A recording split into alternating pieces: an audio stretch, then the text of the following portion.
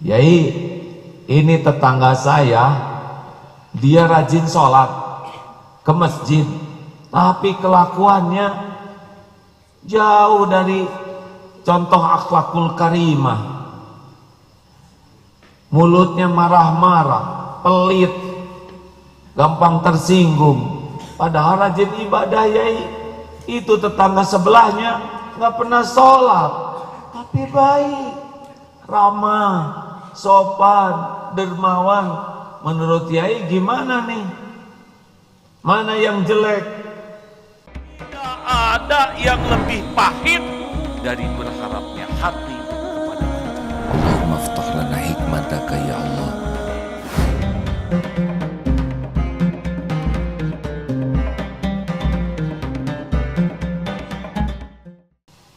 Adik-adik, bahagia tuh di mana?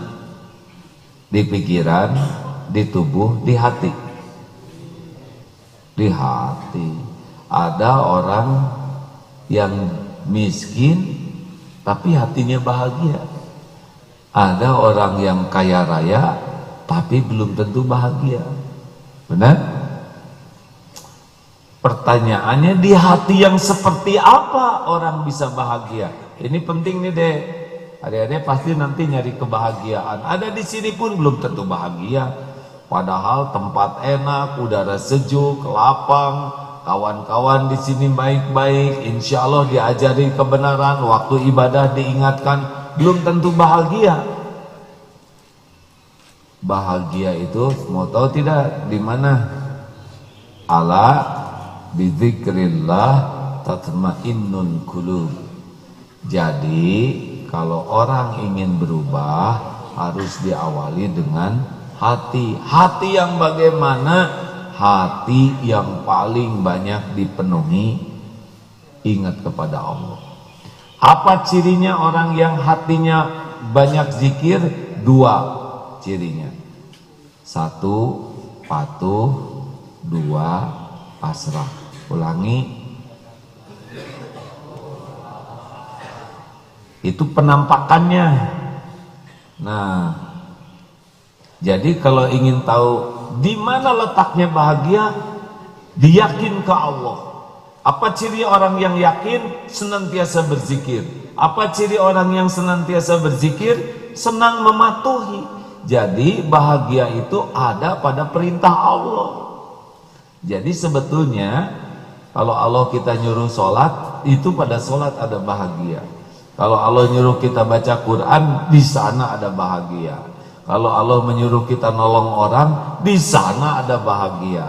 Jadi kalau adik-adik nanti ingin merasakan bahagia, patuhi saja apa yang Allah sukai.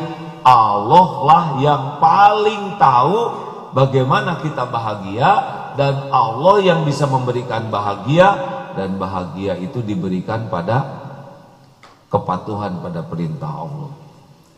Allah melarang kita ngomong jelek. Allah menyuruh kita falyakul khairan aw liyasmut. Nah, pada di sanalah ada bahagia.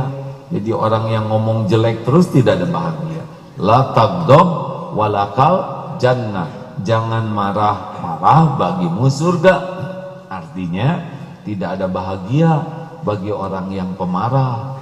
Bahagia itu justru bagi orang yang bisa mengendalikan marah. Nih, surat Al-Hujurat ayat 12. A'udzubillahi minasyaitonirrajim. Ya ayyuhalladzina amanu Ya ayyuhalladzina amanu tanibu katsiran minadh-dzann inna ba'da dzanni ism wala tajassasu wala yaghtab ba'dukum ba'd ayyuhibbu ahadukum ayyakula lahma akhiki maitan fakaritumu wattaqullaha innallaha tawwabur rahim. Hei orang-orang yang beriman, jauhi prasangka, karena sebagian dari prasangka itu dosa, namanya su'udzon. Jangan berprasangka buruk. Coba kalau kita sudah berburuk sangka, hati jadi tenang atau jadi gelisah? Gelisah. Kenapa? Karena kita melanggar perintah Allah. Jadi kalau ingin bahagia, husnudzon saja. Pernah ada yang nanya ke seorang ulama, Yai, ini tetangga saya, dia rajin sholat ke masjid, tapi kelakuannya jauh dari contoh akhlakul karimah. Mulutnya marah-marah, pelit, gampang tersinggung. Padahal rajin ibadah yai. Itu tetangga sebelahnya nggak pernah sholat, tapi baik, ramah, sopan, dermawan. Menurut yai gimana nih? Mana yang jelek? Menurut saya insya Allah dua-duanya jadi baik. Loh, bagaimana? Ya, yang sholat kelakuannya belum bagus. Allah Maha melihat. Mudah-mudahan berkah dari rajin ke masjid oleh Allah diubah akhlaknya jadi baik, karena Allah tidak menyia-nyiakan kebaikan. Lah itu yang nggak mau sholat gimana? Kalau dia baik hatinya, suka dermawan, semoga Allah memberikan hidayah sehingga nanti dia bisa jadi ahli sholat dan juga jadi baik. Ya, kita doakan saja. Kalau gitu yang jelek siapa? Yang jelek kamu yang ngomongin terus orang. Yang jelek itu adalah orang yang sibuk berprasangka buruk kepada orang lain dan senang melihat keburukan orang lain karena dengki. Nah, hadirin sekalian, enak dengernya? Enak dengernya? Coba bandingkan. Itu yang sholat hancur dia, ngaco tuh orang yang ke masjid nggak sholat, malu-maluin. Itu gimana yang nggak sholat tapi baik gak diterima? Gimana? Memang dua-duanya punya kesalahan, tapi kita husnuzon ke Allah, Allah menolong mereka jadi lebih baik. Betul? Bukan kita yang memvonis, kita juga ingin orang tuh jadi baik. Enak hadirin. Lihat preman, sampah masyarakat, amit-amit jebang bayi, hidung pakai kolotok. Jadi selesai masalahnya?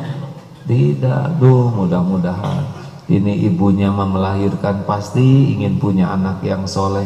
Dia juga makanya ditato pakai segala sesuatu itu karena ingin kelihatan mulia, tapi belum tahu ilmunya. Duh, mudah-mudahan Allah memberikan hidayah. Berapa banyak yang wajahnya bertato, badannya bertato, dan juga sholatnya bisa lebih khusyuk. Dek, pernah melihat sebuah tayangan nih adik-adik. Ini sepertinya tidak sengaja, padahal pasti diatur Allah. Ini di Sulawesi, sedang dakwah di sana, sedang istirahat, TV nyala, ternyata memperlihatkan tentang, ini acara dari luar negeri, bandar narkotik yang ditangkap di Thailand, di Muang Thai. Ditangkap karena penjahat besar, maka orangnya orang Australia, bule, ditangkap, dihukum. Nah, ternyata selama di penjara juga dia melakukan kegiatan bisnis narkoba lagi, disuap. Akhirnya penjara itu jadi kayak istana mungil dia, segala ada itu ditayangkan. Nah, karena ada reformasi, maka semuanya disuap jadi cukup, ditangkap lagi, maka dipindahkan ke penjara yang paling horor, terpencil, kemudian juga dikenal dengan penjahat-penjahatnya di sana dan kejam-kejam. Akhirnya dia putus asa karena lihat di penjara, lihat sendiri pembunuhan. Akhirnya dia memutuskan, saya nggak ada harapan kayak gini nih, saya mau mati saja. Karena hukumannya lama, akhirnya dia memutuskan mogok makan, tidak mau makan. Seminggu, 2 minggu, 10 hari sudah lemas, 20 hari sudah tidak bisa apa-apa, udah berbaring saja gini, tidak mau dipaksa, tidak mau makan. Dia memilih mati karena memang dia sudah tidak punya kesempatan lagi untuk kabur dan lolos, dan merasa tersiksa di sana. Aat tidak menyangka di tayangan itu, karena ini tayangan dari luar ya, ada menunjukkan, ini kisah nyata. Itu ada seorang pakai kopiah putih di tayangan itu. Ternyata orang ini disebutnya Habib ini adalah orang yang menyengajakan dakwah ke penjara yang dikenal dengan para penjahat. Dengan sabar, sambil nganterin makanan, sambil menasehati, tidak boleh, kamu tidak berhak menyakiti seperti ini, ya. Dijelaskan Allah itu maha baik, maha penyayang. Karena suara yang lembut, tatapan yang sayang, Masya Allah, berhenti dia mogok makannya, dan sesudah itu masuk Islam, dan sekarang sudah keluar dari penjara jadi orang baik. Ini Aat takjub sekali melihat TV ini, karena sudah diatur oleh Allah tayangan ini ada dan kelihatan. Saya ceramah enak, sana sini naik kendaraan, paling susahnya juga naik sepeda. Yang diceramahinya juga enak, begini wajah-wajah yang insya Allah punya dosa sih, cuman masih kecil-kecil lah, masih dikit, dan nurut. Lah beliau datang sendiri ke penjara. Penjaranya juga bukan penjara yang gimana, penjara yang dipenuhi dengan penjahat-penjahat besar. Dan beliau sabar. Dan Masya Allah, dengan kesabarannya, keikhlasannya, itu penjahat terbesar itu bisa bersyahadat dan direkam jadi ke seluruh dunia mengetahuinya. Lihat nih deh, orang yang berakhlak baik, orang yang patuh ke Allah, bisa menyalurkan kepatuhan kepada Allah. Dan ternyata menurut orang penjahat ini, saya belum pernah merasakan kebahagiaan kecuali dengan sesudah menjadi seorang muslim.